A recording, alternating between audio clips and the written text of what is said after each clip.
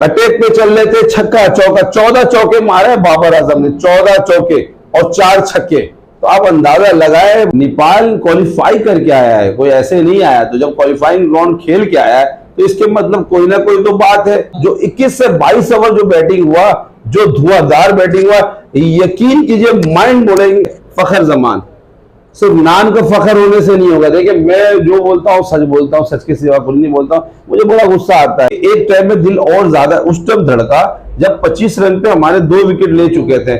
अस्सलाम वालेकुम दोस्तों, मैं हूं ज़ीशान, आप देख रहे हैं सोशल ट्यूब। हकीम साहब हमारे साथ मौजूद हैं। पाकिस्तान ने पहला मुकाबला जीत लिया है एशिया कप का। नेपाल के साथ मैच था, काफी जबरदस्त मैच हुआ क्योंकि स्टार्टिंग काफी अच्छी थी। शुरू में दगदग हुआ, कहीं ऐसा नहीं कि जिम्बाब्वे जैसा माहौल बन जाए, लेकिन अच्छा है। हमारे इफ्तिखार चाचा और बाबर आजम ने अपनी क्लास शो की, हालांकि शुरू में सही तरीके से फंसा लिया था पाकिस्तानी टीम को।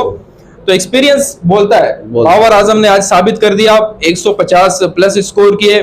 साथ में इफ्तिखार ने भी अपने जो है ना पहली ओडीआई सेंचुरी लगाई। चूंकि बाबर आजम की 150 के उसने जब 150 स्कोर किया, इसके मुकाबले में वो इफ्तिखार की सेंचुरी थोड़ी सी धीमी हमें नजर आई, क्योंकि हाईलाइटेड जो थी वो बाबर आजम के 150 रन थे। तो परफॉर्मेंस काफी जबरदस्त। साथ में शाहीन शाह के पहले ही ओवर में 2 विकेट लेना। और जहां तक हम बात करें, आगाज नेपाल की जानिब से काफी जबरदस्त था। बहुत बहुत मुबारक हो नेपाल भी, क्योंकि इंटरनेशनल मैचेस में उनका आगाज हो चुका है बाकायदगी से। तो हकीम साहब क्या कहेंगे आज की परफॉर्मेंस के हवाले से? बाबर आजम के नाम पर एक और record as a captain Asia cup में पहले ऐसे कैप्टन बन गए हैं जिसने 150 रन की बारी खेली हो। बिस्मिल्लाहिर्रहमानिर्रहीम, अस्सलाम वालेकुम तमाम व्यूअर्स। सबसे पहले तो love you Babar Azam, love you Iftikhar चाचा, love you. Mind blowing outstanding performance Pakistani team ने दिया, और खास तौर पर बाबर आजम और इफ्तिखार चाचा ने, मेरे पास अल्फाज ही नहीं है कि मैं किस तरह उनको मुबारकबाद पेश करता हूँ। वाकई उन्होंने कौम का दिल जीत लिया है। पहले ही हम इतने परेशान हैं, महंगाई और बेरोजगारी और के इलेक्ट्रिक का अलग परेशानी बिलों का। तो उस परेशानी के मौके पे हमें एक छोटी छोटी सी खुशी जो मिलती है ना, ये बहुत ज़बरदस्त। इसलिए हम ज़्यादा खुश हैं। और यकीन कीजिए कि माशाल्लाह से ज़ीशान भाई मिठाई का भी एहतमाम किए थे और जो हम लोगों ने खा भी लिए हैं, तो मज़ा आया। लेकिन असल में ज़्यादा हम खुश क्यों हैं, ये रीज़न जो है ना ज़ीशान भाई मैं बताता हूँ। रीज़न ये है कि आज से एक दिन पहले दिल धड़क रहा था, धक धक धक धक कर रहा था। हमें यकीन था, हमें यकीन था, और हमें प्राउड है अपने पाकिस्तानी टीम पर, और हम उस पर ट्रस्ट करते हैं कि भाई वाकई वो ऐसी टीम है। और ओडीआई के ठीक है, इंडिया अपनी जगह, लेकिन बाबर आजम और रिजवान के भी खेलने का स्टाइल, ओडीआई का सिस्टम, टेस्ट का सिस्टम जबरदस्त है। हम T20 पे उन पर तनकीद करते थे, वो आप बहुत बेहतरीन खेला। मसला है इसलिए हम परेशान, दिल धड़क रहा था, लेकिन फिर भी हमने एक जबान होकर कहा कि इंशाल्लाह नेपाल को हम बेहतरीन तरीके से हराएंगे। और सिर्फ नेपाल को नहीं, हम इंशाल्लाह इंडिया को भी हराएंगे। और अभी भी मैं कह रहा हूँ, और ऐसा भी हुआ है, शायद आपको याद हो तो 2007 में आयरलैंड ने हमें वर्ल्ड कप से बाहर किया है इंजमाम उल हक की कैप्टनी में। नेपाल क्वालिफाई करके आया है, कोई ऐसे नहीं आया। तो जब क्वालिफाइंग राउंड खेल के आया है तो इसके मतलब कोई ना कोई तो बात है, ऐसे तो नहीं आ गया वो। तो दूसरी बात ये कहने का मकसद है कि कोई भी ग्राउंड में 2 टीम आती है तो किसी को हल्के में नहीं लेना चाहिए। अगर देखें आपने हल्के में लिया था तो जहां 7 आउट 97 रन, और वहीं पर अचानक 209 रन अफगानिस्तान ने बनाया, इजी लेंगे तो हलक में भी मैच आ जाएगा। तो बड़े बेहतरीन तरीके से खुशी को दोबाला किया।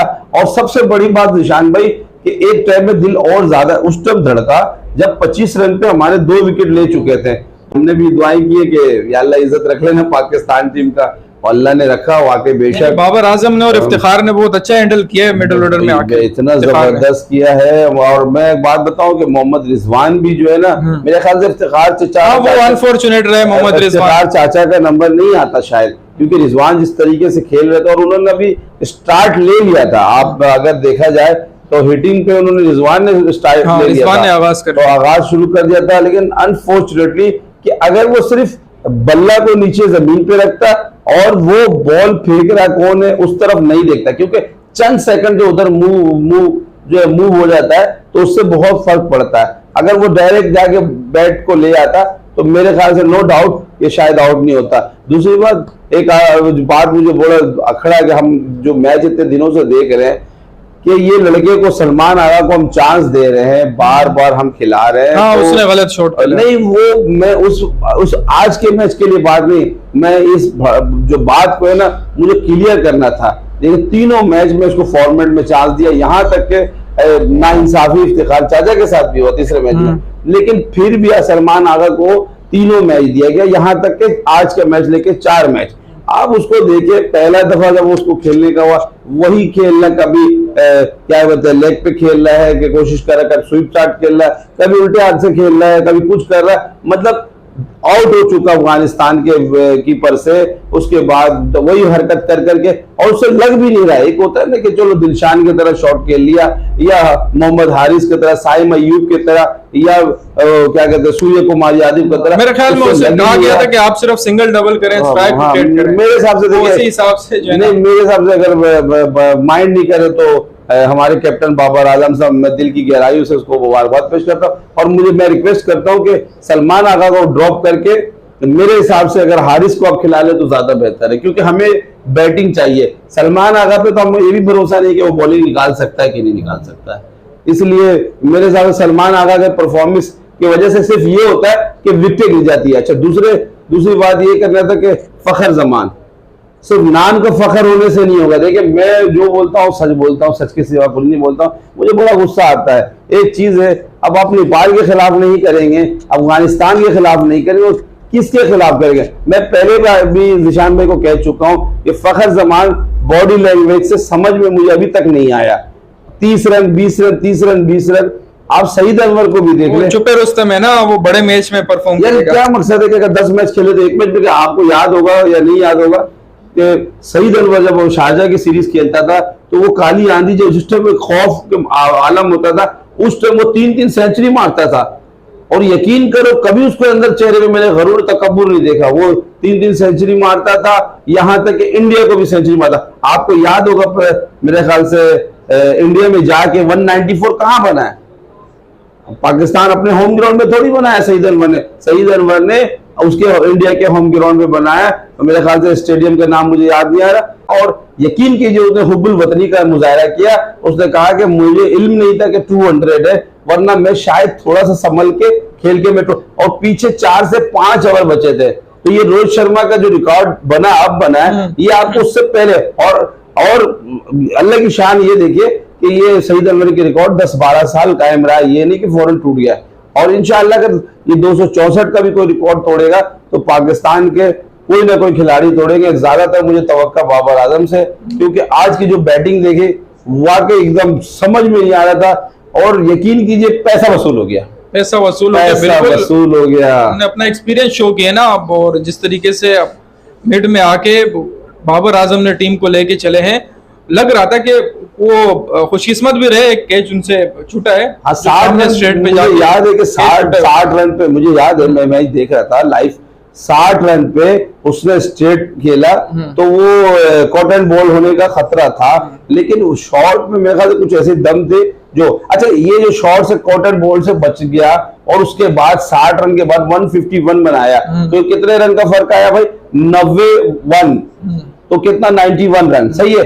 बाज़ औक़ात इंडिया के कोई चैनल के तवज्जो से वो लोग फरमाते हैं कि देखो अगर एक दो गलत आउट अगर मिसाल के तौर पर अंपायर से मिसअंडरस्टैंडिंग हो जाती है तो कोई बात नहीं है। आप ये देखें कि एक कैच सिर्फ छोड़ा उसने बाबर आजम का, ओनली 1 60 रन पे, और वो 60 रन के बाद उसने 151, एक सेंचुरी नहीं एक निफ सेंचुरी बनाया। आप ये देखें, मैं बार बार यही बात कहता हूं हर बंदे को, यहाँ जिशान भाई को बार बार कहा कि जिशान में कैच छूटने का या अंपायर के गलत फैसले का मसला नहीं होता है, मसला होता है टीम का, मैच का टर्निंग पॉइंट चेंज हो जाता है। और यही हुआ। आप देखें अगर वो कैच पकड़ लेता तो शायद 342 बनाए, मेरे ख्याल से शायद 200, 250 या 250 शायद ये पकड़ भी लेते हैं, क्योंकि इनकी बैटिंग स्टार्ट अच्छा दिया था। 2 चौके उसने मार दिया था शाहीन शाह अफरीदी को। तो मेरे कहने का मकसद है कि देखिए जो मोमेंटम बाबर आजम और इफ्तिखार चाचा तो लेके गए ना, वो बेहतरीन है। दूसरी बात ये कहना चाहता हूँ कि आपने सही कहा कि पहले वर्ल्ड कप के, ये एशिया कप के ये कप्तान होंगे जो 150 प्लस किया है, तो वाकई उनको मैं कॉन्ग्रेचुलेशन कहता हूँ, क्लैपिंग करता हूँ कि वाकई उन्होंने वाकई, और सारे तनकीद, हम भी तनकीद करते थे तो हम उनके भलाई के लिए करते थे, और वाकई मैं कहता हूँ कोई भी खिलाड़ी, जो भी खिलाड़ी, अगर हम कोई क्रिटिसाइज करता है या कोई भी चैनल कहता है, उसको भरपूर जवाब यही है। अगर वो बैट्समैन है तो बैटिंग से देगा, बॉलर है तो बॉलिंग से देगा। यही बात हम चाहते थे कि कोई भी टीम स्पिरिट का मुजाहरा करे। आप सही मायने में देखें तो 28 से 29 ओवर जो है वो हमने सही बैटिंग नहीं किया। जो 21 से 22 ओवर जो बैटिंग हुआ, जो धुआंधार बैटिंग हुआ, यकीन कीजिए माइंड ब्लोइंग। निशान में पैसे भी वसूले, मजा आ गया, इधर से छक्का उधर। बाबर आजम में कहता हूं कि अपनी जिंदगी का, अगर उससे इंटरव्यू आप ले तो आप देख लेंगे कि उनसे अगर आप पूछे कि कोई जिंदगी का सबसे बेहतरीन इनिंग, तो मेरे ख्याल से ये था, क्योंकि दोनों एंड से अटैक पे चल रहे थे, छक्का चौका, 14 चौके मारे बाबर आजम ने, 14 चौके और 4 छक्के। तो आप अंदाजा लगाए, वाकई मैं यही तो कहता हूं, अब जो भी नाकरीन थे उनका मुंह किस तरह बन के उन्होंने छक्के चौके मार के। इसी तरीके से बॉलर के शाहिन शाह अफरीदी को जो कह रहे थे कि अब तो ये बॉलिंग पिट गया, इनके पाकिस्तानी पेस खत्म हो गया, तो आज देखिए उन्होंने विकेट लेके गया। शाहिन शाह ने अपना रिकॉर्ड कायम रखा, पहले ही ओवर में 2 विकेटें फिर कटका दी। हालांकि शुरू में 2 चौके खाए उसने, लेकिन वो उसको भूख लगी हुई थी कि पहले ओवर में उसे विकेट मिले, तो उसने अपने भूख मिटा दी 2 विकेटें लेकर। आपको पता भी होगा इंशाल्लाह मैंने क्या कहा था। मैंने कहा था कि पहले ओवर का कहा था ना, तो वो बात आपको अभी देखिए, वो अभी आज तो प्रैक्टिस था ना, आज प्रैक्टिस मैच था। मैंने कहा कि शाहिन शाह अफरीदी पहले ही ओवर में लेगा, तो आज माशाल्लाह आज से लेना शुरू कर दिया, तो ठीक है। अब वो जो जाएगा उसके पास, अच्छा नसीम शाह ने भी लिया, बोला था आपको, तो इस तरीके से आज हारिस रऊफ ने भी लिया, वही बोला था जो पिट रहे थे अफगानिस्तान के खिलाफ। तो कहने का मकसद है कि ये तो अभी आप लोग बड़े वो थे, कभी कॉमन नेपाल तो कॉमन अफगान, मुझे तो कभी कभी वो भाई साहब ना चाहते हुए बोलना पड़ रहा है। आप किसको आजकल बोल रहे हो? कौन जो है ना आपको तपा रहे हैं आजकल? मुझे नहीं, मुझे तो हम तो रिएक्शन देते हैं अपने ऑडियंस के लिए, आपको कौन तपा रहा है? पाकिस्तानी को तपा रहा है, वो पाकिस्तान को नहीं तपा रहा, अच्छा पूरे पाकिस्तान को तपा रहा है। और मेरे को टीवी पे बैठता है, यूट्यूब पे बैठ रहे हैं, बड़े मोजिज है, मैं उनको बड़े रिस्पेक्ट करता हूँ मैं उनका। लेकिन कहने का मकसद है कि आप अगर एक चीज का नाम बड़ा बेहतरीन रखे स्पोर्ट्स। वैसे हकीम साहब मुझे ना बड़ी धीमा रिएक्शन होता है इनका, दोनों टीमों को हमेशा सपोर्ट करते हैं, लेकिन न जाने आजकल कौन इनको तपा रहा है। मैं ये कहना चाहता हूँ कि या तो आप अफगान यारी नाम रख दे, उसका चैनल ही का नाम चेंज कर दे, या तो नेपाल यारी रख दे। समझ गया, मैं चाहता हूँ कि मकसद आप चेक एंड बैलेंस पे जाएं, आप जो देखे अच्छा खेले उसकी तारीफ करे, बाकी जो बुरा खेले उसको वो करे और सपोर्ट करे। ये बात नहीं है मतलब अभी तक हम हारे नहीं है किसी से, और वो हारने की तलाश में कि ऐसे पाकिस्तान हार जाएगा, ऐसे हार जाएगा। उन्होंने कहा कि नेपाल से हार जाए तो ये हो जाए। असल में मैं उस बात पर ही, मुझे कहीं ना कहीं मैं उनके बड़े रिस्पेक्ट करता हूँ, लेकिन मैं ये कह रहा हूँ कि कहीं ना कहीं उनका झलक रहा है कि उनके दिल में कीना बुग़्ज़ है, और मैं नहीं चाहता हूँ कि कीना बुग़्ज़ हो। देखिए क्रिकेट आप किंग विराट कोहली को देखे, हकीम बाबर आजम को देखे, किंग विराट कोहली, बाबर आजम, मोहम्मद रिजवान, लोग कुछ भी कहें, पाकिस्तानी टीम परफॉर्म कर रही है, दुनिया में उन्होंने अपना नाम बनवाया है। प्लेयर जो है ना टॉप 10 रैंकिंग में है, टीम हमारी नंबर 1 है, कैप्टन हमारे नंबर 1 है। दुनिया चाहे कुछ भी कहे, चाहे उनकी जो भी विश हो, हमारी टीम परफॉर्म कर रही है, हमें और कुछ नहीं चाहिए। इंशाल्लाह। तो बाकी ये देखिए कितने अरसे बाद पाकिस्तान में इंटरनेशनल क्रिकेट बहाल हुई है। आज मुल्तान की सरजमीन ग्राउंड में आपने देखा काफी लोगों ने एतराज किया कि ग्राउंड थोड़ा कम है, लेकिन कितने अरसे बाद आहिस्ता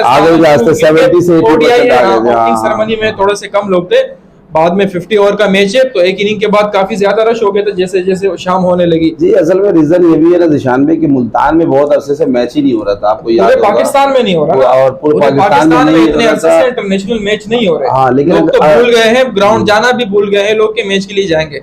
जब एक सिलसिला शुरू होगा, मैचेस होंगे, हर महीने टीमें आएंगी, तो एक वो रिदम बन जाएगी, ऑडियंस भी जाएंगे, हम भी जाएंगे। कराची वालों से भी काफी लोग गिला करते हैं कि वो ग्राउंड नहीं जाते, तो मेरे ख्याल में ये रीजन था। बाकी ओवरऑल काफी लोगों ने एंजॉय किया था, और पहला मैच हो चुका है बाकायदगी से, हमारी ट्रांसमिशन जारी है। कल आपके पास दोबारा हाजिर होंगे, जो भी मैच होगा उस पर हम बात करेंगे।